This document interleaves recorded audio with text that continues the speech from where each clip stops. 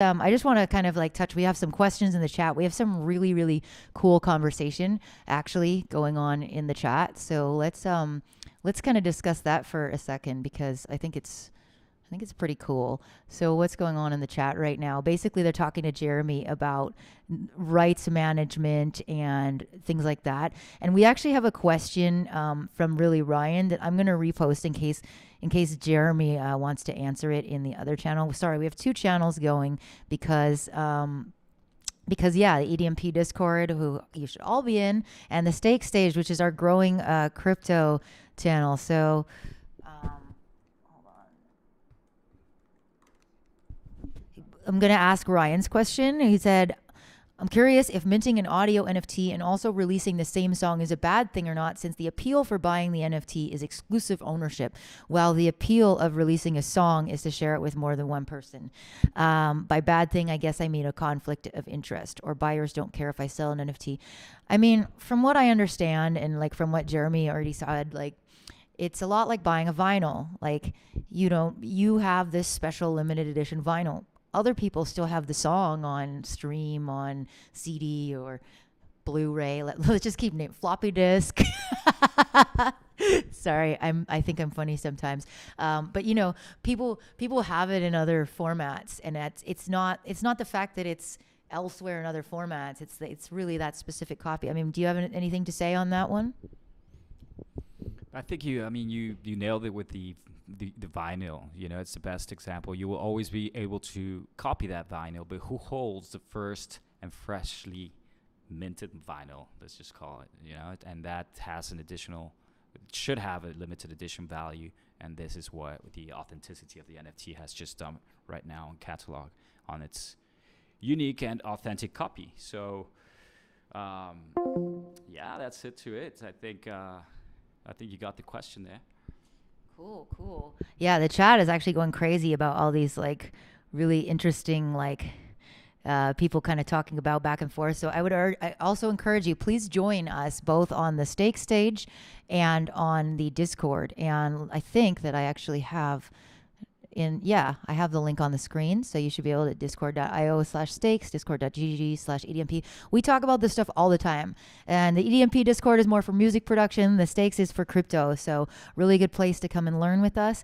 And like I said, the chat is kind of going on fire. So I'm going to let it run for a bit, and we can maybe just briefly just sort of wrap this up and talk about a little bit about this financial autonomy thing. And that's something I definitely think we can do an entire stream about or go into more time. But I wanted to maybe know if you could explain what a DAO is and like how that is an interesting thing to an artist.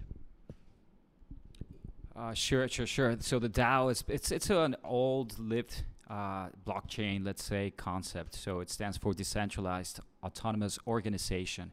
And I think it's worthwhile to take a look at each one of these three words on its own.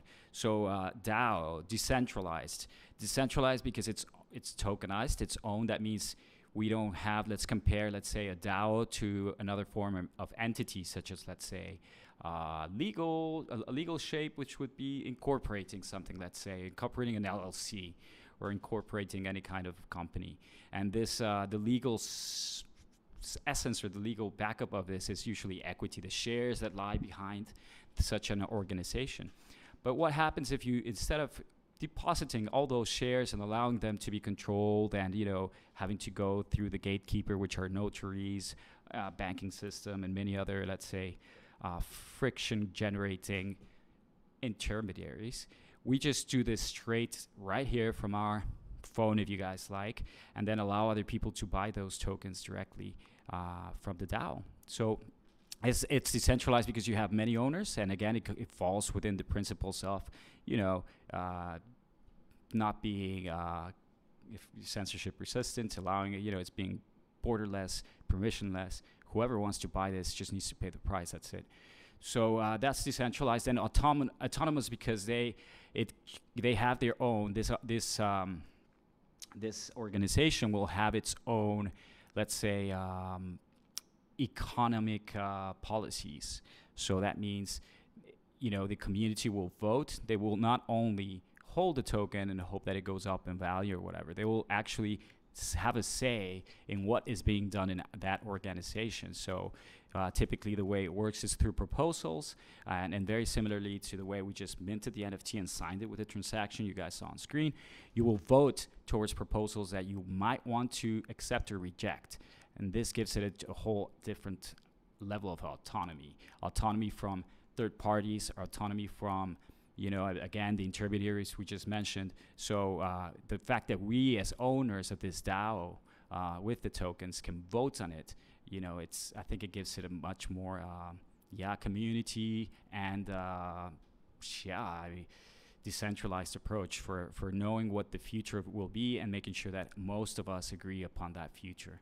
And then, organization is because then we, I think a good definition of blockchain, one that I personally like, it's just a tool to coordinate activities, coordinate proposals, coordinate, even ideas and make them happen. So, with this voting system, with everyone connected, with everyone having the verifiable digital ownership, then we can actually, create an autonomous organization, which can really be the next step, in my opinion, for creating economies that are not reliant on third parties. So this is big. This is big for artists. I mean, let's just bring it straight into the table. This is big because you will, in the very near future, it's already available. It's just, I think, matter of it's happening as we speak.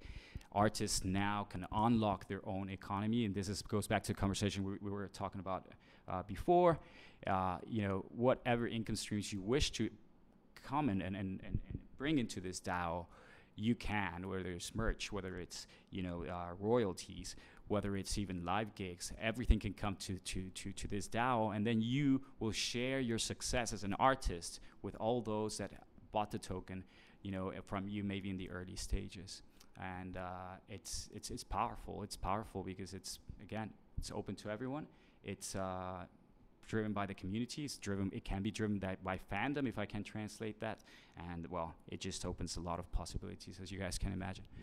Yeah, no, and then this is kind of, I wanted to let people know because there's a lot of people watching who still don't really understand what stakes is and what they do. And I mean, it's kind of, for me, brought me closer to implementing that system for myself. And with Cryptowaves, you may or may not know that this is kind of been a huge experiment for me to create not only just these art or these NFTs, but to start to see if I can build my own sort of fan and supporter base and give them a chance to interact with me. And the best way I can explain it is kind of like Patreon. But personally, for me, I didn't feel super comfortable with the Patreon model because I don't necessarily want to just have this open-ended, okay, I'm going to do all these things on a regular basis. Like, for me, it's a little bit dance monkey. It totally works for some people. I'm not dissing it. But just me personally and the way I like to do things, call me a bit of a brat. I'm kind of just do it when I want it, and I have my vision. And as you know from working with me, I just see really clearly what I want. So I guess for me, the concept of having a project where I could do what I want, but the people who supported me and just believed in me and said, hey, go, run with it, would be rewarded proportionately and trustlessly and just automatically. And so that's kind of what we're trying to create with Cryptowaves. This is going to keep going on. We're going to be doing a lot of videos, and we are going to tokenize the project itself so that people who hold tokens can actually get a share of any profits that come from this, like the NFT sales, if we are to do live events, things like that. And that's sort of what we're doing. And that's actually a question we had in the other chat. Santiago wants to know, are you going to do any more events soon? And I mean, I think the answer is yes. I think all of these are events, and when things start to get back and a little bit less restricted, I would love to start doing more concerts and spotlighting new artists. I mean, people like Jeffrey, maybe people who haven't played shows, and teaching them about how the NFT concept works. And I would love to sort of do that. And how do you sort of see, I know that, when you started Stakes, it was for tokenizing concerts and live events, and still very much a part of it. And we've moved into experimenting with it as a production and something like that. How do you sort of see yourself moving? What are the next plans? And like, how is this all going from your point of view, from a DeFi and crypto point of view, and somebody who really supports music? And, maybe just tell everybody a little bit more about what you're doing, where you're going, and all of this. Sure. Thanks for the spotlight here. Yeah, as you mentioned, we started this project by, our initial intention was simply to finance and to find a way to bring funds to all of those gigs that, you know, perhaps everything was there to have it done. Maybe the venue, the booking was available, but then we didn't have the funds up front, and then even the ticket sales were 99% pre-sold, but we didn't have the funds maybe to pay the venue and these kind of things, and it's like, no way we're gonna see this go by and not happen just because there's no money up front, whatever, no financing. And banks usually are not interested in this, so we started saying, hey, let's override that in my opinion, obsolete system, and let's go towards a much more interesting and much more widely available system, and allow the maybe promoters or the artists themselves to tokenize their gigs. And it worked great to see actually people wanting to own these tokens from any given gig or any given concert. And then with the pandemic and everything that's been happening lately, we just realized you can not just address this or use this towards live shows. You can also, whatever revenue stream you're looking at, for example, NFT sales, we could say merchandising, digital merchandising, we access, access is interesting because ticket sales, going back to the tokenized live shows example, these things are digitalized already. Tickets are quite digitalized, access is quite digitalized, so therefore just redirecting this instead of to the banking system, to the artist's own economy in their own smart contract. It just we see this very powerful. So I think that's the way. That's where we're going now. We want to, further empower. We have three things in mind right now, which is finance events, bring funds towards artists that need it, so that they can launch. We see it everywhere, and especially now, in this stage that we're living. I think we need to finance artists and give them better options and opportunities, and also empower them with these technologies, and empower them with these new tools. This is why we're hosting this show. This is why we're trying to allow every artist. We don't want to charge anyone for minting an NFT. This is widely available information. We'd rather have you guys learn how to do it yourself, so you can start your own economy. That's empowering to us, and definitely leveraging their skills. The way. Maybe with more funds. I think Jeffrey's once again the best example, because hey, I've never played a live gig. So what's missing? Well, I don't know how to approach it. So let us leverage whatever knowledge you have with whatever our community perhaps has, whatever our set of curators have, so we can make that happen and make that a little bit less friction, or a bit more frictionless for you. So this is basically the strategy for the time being. This is what we're working on. We learn every day from blockchain, from DAOs, from everything we've discussed today, to see and find new ways to actually streamline value into the creators' economy. And I think it's a long way ahead, and we're very happy. We're very happy to see more adoption, and everyone right here today sharing such a vision. So amazing, and there's so much more to unpack, so I think that this will be a good other stream. We can talk more about different projects. We can look at who's doing it already, because I know that some artists and record labels have already started building their own little DAOs and their own little sort of almost like clubs, collectives, that you actually, instead of just joining and going and watching whatever's happening, you are as much a part of it. And as something Jeremy just said in the chat that I liked, was the fabric of the internet. I really like that phrase, because it's really, it is, it's like permanently there, and yet it operates autonomously. It's such a beautiful thing. So I'm super, super psyched. Thank you for everyone who's been in the chat, kind of hanging out and asking awesome questions. We are going to keep doing these. So please, if you want to have your questions answered anytime, really, we have a great sort of artist channel and hangout on the Stakes Discord, EDMP Discord. I think I'm going to try and keep this channel open for a while because we're going to be doing it so regularly.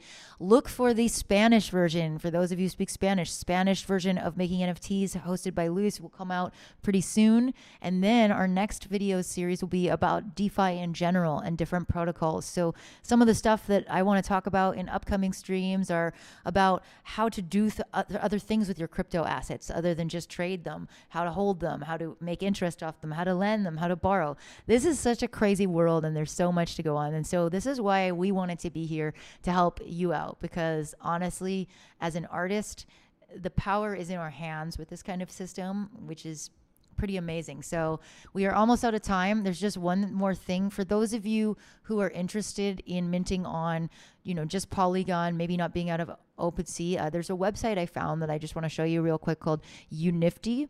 And through this website, you can actually mint on Polygon. So we can check that out live another time, but it's got a really nice kind of interface.